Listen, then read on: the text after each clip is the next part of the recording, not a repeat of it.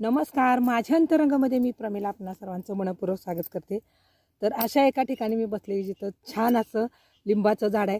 ऊन तर आहेच आहे, परंतु जी सावली आहे ना ती एकदम आल्हाददायक आहे। आणि लिंबाचं झाड म्हणजे आला गारवा। तर ठीक आहे, तर अशा ठिकाणी मी बसले। अशा ठिकाणी बसण्याचं कारण पण तितकंच महत्त्वपूर्ण आहे, कारण जी कथा जी गोष्ट मी तुम्हाला सांगणार आहे ती 101% खरी आणि ती मला ज्या व्यक्तीने ऐकवली त्या व्यक्तीच्या सोबत घडलेली आणि म्हणजे विश्वास दाखवण्यासारखी नाहीच मुळी सत्य घटना आहे। तर 1997 साली आम्ही एका खोलीत भाडोत्री म्हणून राहतो। मुलं लहान होते, आमची नोकरीला होते मी। अर्थातच जे घर निवडलं ते पण पती पत्नी शिक्षक होते, नवरा बायको। तर असं झालं की यांनी जे भोगलं त्या मॅडमनी ते त्यांनी मला सांगितलं। तर मॅडमना भाऊ नव्हता, वडील नव्हते, जमीन सुपीक, नदीकाठची मळी रान अशी एकदम सुपीक, काय पण टाका सोनं उगवणार अशा प्रकारची ती जमीन होती। तर बघा आता इतकी चांगली जमीन आणि भाऊ नाही, वडील नाहीत म्हटल्यावर चुलत्यांनी काय केलं, चुलते म्हणाले की हिला कशाला जमीन पाहिजे। आता ही जी घटना मी तुम्हाला सांगणार आहे ती घडून झाली 60 वर्ष। किती वर्ष? 60 वर्षापूर्वीची ही घटना। तेव्हा त्या मॅडम लहान होत्या, तेव्हा त्यांच्याशी या ज्या घटना घडत होत्या तो कालखंड जवळपास आज अखेर 2025चा जर हिशोब केला तर 60 वर्षे झाले। तर असं झालं की मॅडमनी काय केलं, मी शिकणार म्हणून आईला म्हणाल्या। तर आई म्हणाली ठीक आहे बा, शिक, आम्हाला काय प्रॉब्लेम नाही। मग त्यांनी तिला शिकवलं 10वी पर्यंत, परत D.Ed केलं, नोकरी लागली आणि नोकरी लागल्यानंतर आगीत तेल ओतलं गेलं। चुलते म्हणाले आता हिला लागली नोकरी, ती पण सरकारी शिक्षिकेची म्हणल्यावर आता ही जमीन काय आपल्याला मिळणार नाही। ते जरा कुरकुरायला लागले, नुसते कुरकुरायचे नाहीत, शिव्या घालायचे घाण घाण। संध्याकाळी जेवायला बसलं की पलीकडून घाण बोलायचं। आता मध्ये काय नव्हतं, टोपलं ठेवलेलं, टोपलं माहिती आहे का, भाताचं टोपलं ठेवलेलं, त्यामुळे इकडं शिव्या दिल्या की इकडं सगळं ऐकू, सगळं नुसतं नावालाच मध्ये ते पार्टिशन होतं। उभा राहिले की एकमेकाची तोंड दिसायची। काही करून भाऊजाईला शेत द्यायचं नाही असं चुलत्यांनी चंग बांधलेला, कारण पोरगी शिकली, नोकरीला लागली, शिक्षिका झाली, ह्या गोष्टीनं त्यांना प्रचंड तणाव येत होता, प्रचंड तणाव। बघा काय काय माणसं इतकी थर्ड क्लास असतात, जवळची सुद्धा बरं का। त्यांनी काय केलं, यांना मानसिक त्रास द्यायला सुरुवात केली। त्यानंतर हळूहळू शारीरिक त्रासाकडे ते वळले, मारायला लागले, दंगा करायला लागले जमिनीसाठी। हा प्रकार बरेच दिवस चालू होता, 5 महिने, 6 महिने, 8 महिने, 10 महिने झाले तरी सुरूच।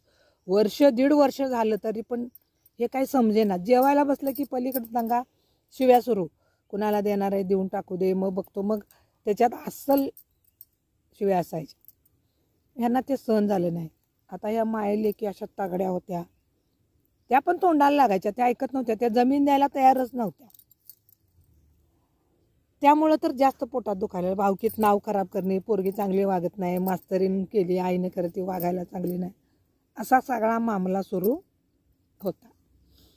एक दिवशी काय झालं, अशाच मॅडम शाळेतून आल्या संध्याकाळी 5 वाजता, घरदार लोटलं, स्वयंपाक वगैरे केला आणि मटण आणलेलं त्यांनी, आणि एक घास तोंडात घालणार तोपर्यंत पलीकडून थोडी अशी माती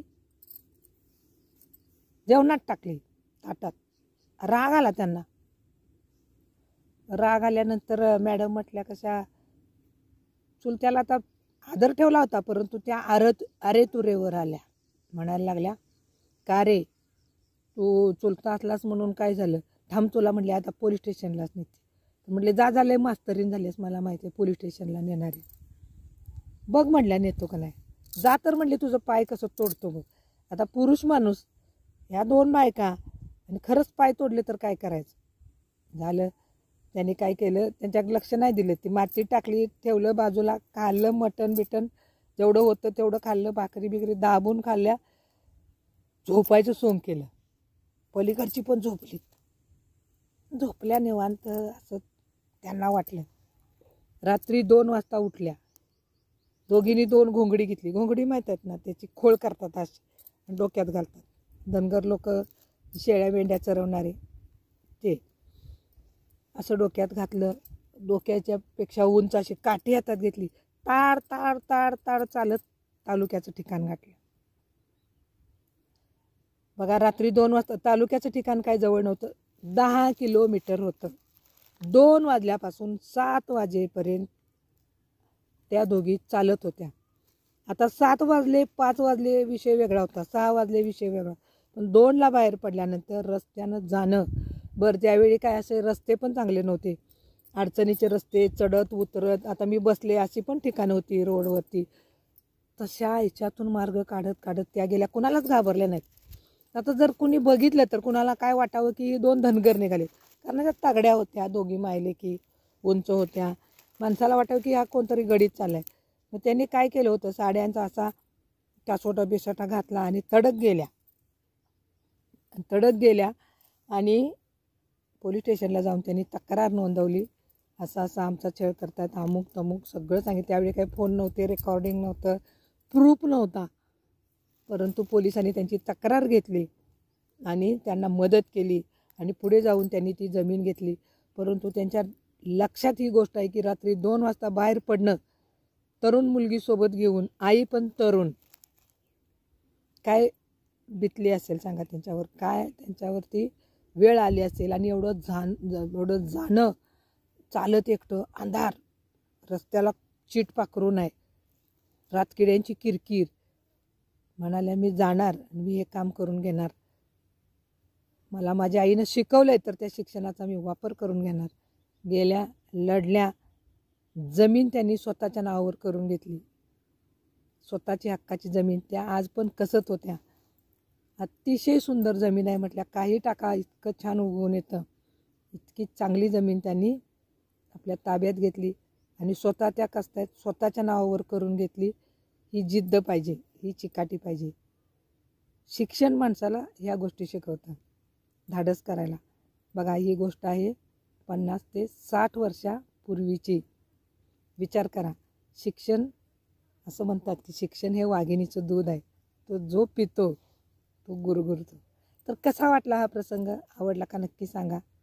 आवडला असल्यास माझ्या कमेंट बॉक्समध्ये जा आणि लिहा. अर्थातच ही गोष्ट तुम्ही, ही घटना मनापासून ऐकल्याबद्दल नमस्कार, धन्यवाद.